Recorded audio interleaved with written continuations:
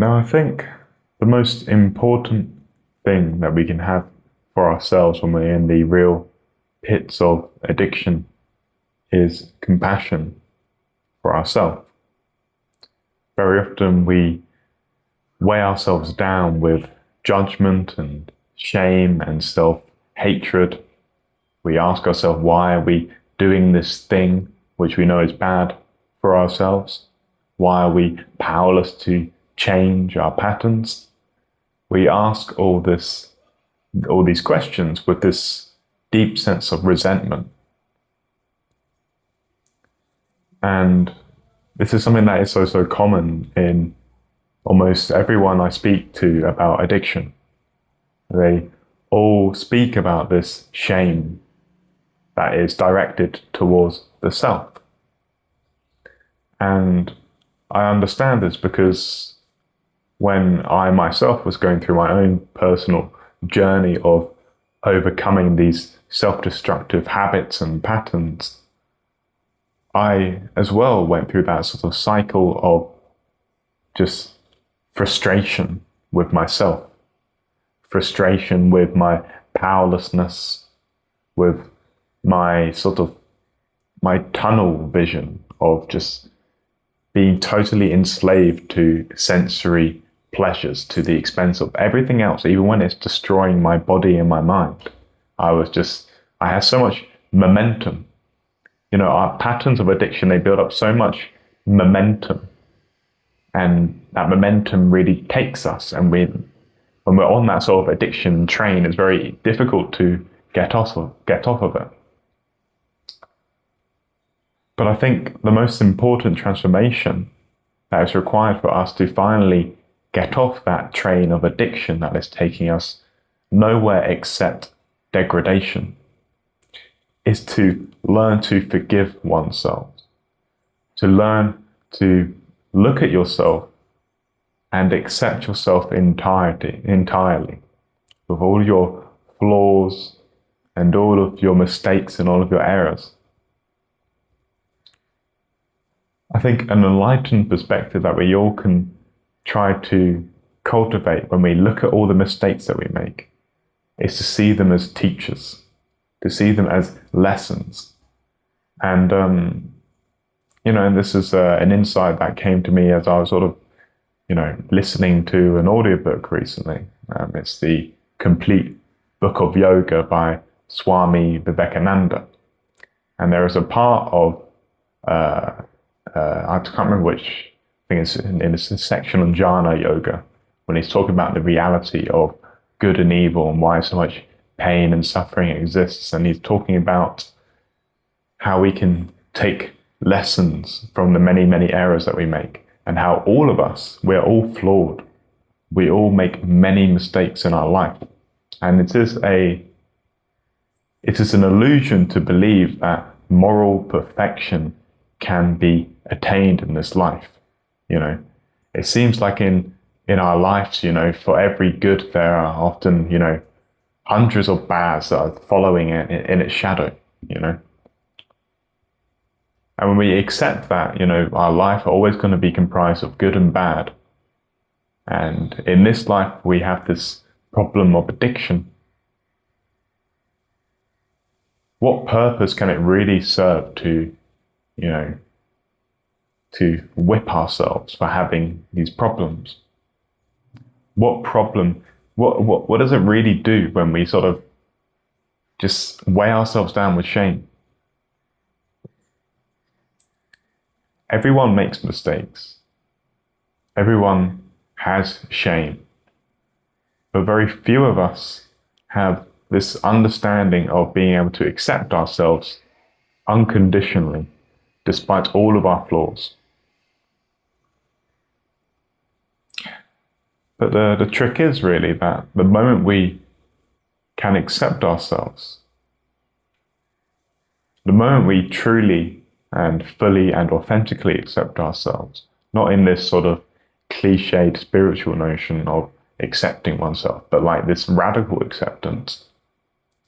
At that point, it's like this great tension in your existence finally releases.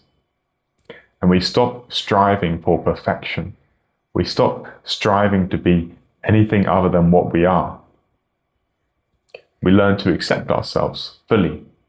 And when we accept ourselves fully, we can be fully present. And we can just exist and live without this pressure of becoming the person who your mind has sort of created, this idealization of perfection. No, we're often the architects of our own misery when we so strongly crave to be something other than what we are. Now, of course, wanting to improve oneself isn't a bad thing to have. And obviously, when you want to improve yourself, you're looking at yourself as you currently are, and you wish to sort of, improve upon it, master it, eradicate these sort of bad patterns and implement better patterns and stuff. But it's important to be conscious of what energy we are bringing to this journey of self-improvement, or self-mastery rather. If we're bringing this energy of shame and insufficiency, which is often the energy that animates many of us, often we want to become better because we feel insufficient the way we currently are.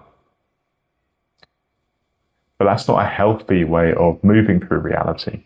It's not healthy to believe that you are not enough. And you do not have to believe that you are not enough in order to justify improving oneself.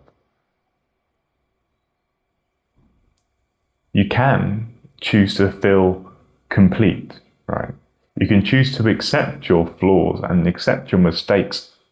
But just because you're accepting their existence of them doesn't mean that you are giving up this journey of mastery of consciousness, of becoming better and healthier. Acceptance is really the first step in order to become truly better. It's like this alchemy you are doing with your consciousness, right? When you engage in this activity of radical acceptance. If you imagine your mind as this lake, and the ripples and disturbances within this lake are your anxious and agitated thoughts. They are these ripples within the lake that are disturbing the peace and tranquility and the stillness of the lake. Now, often what we do when we experience these ripples in our consciousness is, let's say, we have the cravings and the desire to indulge in our addiction. That comes and disturbs our peace. One thing we often do is we get angry at ourselves for feeling this, for having these things arise. We start to blame ourselves for having cravings. We start to, self-flagellate with more thoughts being, why am I feeling this way? Why am I craving this thing? Why can't I just control my consciousness? And that expands and amplifies that initial little ripple to more and more ripples. And we resist the ripples, which creates just more resistance. The healthiest thing you can do is to sit back and observe with a detached perspective, to accept the arising of the cravings, accept the arising of the desire. Don't resist it, embrace it. When you embrace it, very quickly the ripple will dissipate and dissolve, and your mind will return back to that still and calm and original state. In the Yoga Sutras, the second and most important aphorism states that yoga is the cessation of the many fluctuations of the mind. And much of our suffering comes because we have a mind that is frantic and disorganized and constantly shaking about, a mind that is not still. And the mind of the addict is a mind that is not still. Obviously, it is a mind that is constantly looking ahead towards the next sensory pleasure. There is this deep, aching emptiness within that they're trying to soothe with external sensory stimuli. And their peace is forever disturbed with craving and emptiness. Now, ultimately, what I'm trying to guide us towards is a yogic way of understanding and healing addiction. To understand that cravings are simply these ripples within your mind, and you should not feel shame upon seeing them. You should not feel frustration. Rather, you should be able to cultivate this ability to watch it closely and intimately with this curiosity. Try to understand your cravings. Try to understand what they're trying to tell you. Be curious about your consciousness. Because when you become curious about your consciousness, rather than instinctively reacting to the various arisings in your awareness, you start to inquire into the root cause of it. You start to understand yourself, and you comprehend yourself. And through that comprehension, you can then understand what is the best thing that you can do for your own particular healing. There is no one size fits all. We all have to do this work ourselves. This video may help you, but it is ultimately a prompt for you yourself to sit down with yourself and to understand the root of your craving, the root of your escapism, what you're trying to avoid. What pain are you trying to soothe? Whilst there will be a sort of a general similarity between every person who struggles with addiction, ultimately addiction is also a personal journey, and it's always going to be distinct for ourselves. And therefore, we are the person who is in the best position to answer for ourselves. What do I do to heal? This is why I don't give strict instructions like do this, do that, do that. Whilst that may be the things that people want to hear, I give people what they need to hear. And what they need to hear is that you need to do serious shadow work, serious introspection. I give you the difficult solutions, but they are the true solutions, because healing is not easy. If you think healing is easy, then often you are just conceding of healing in this bypassing sort of way.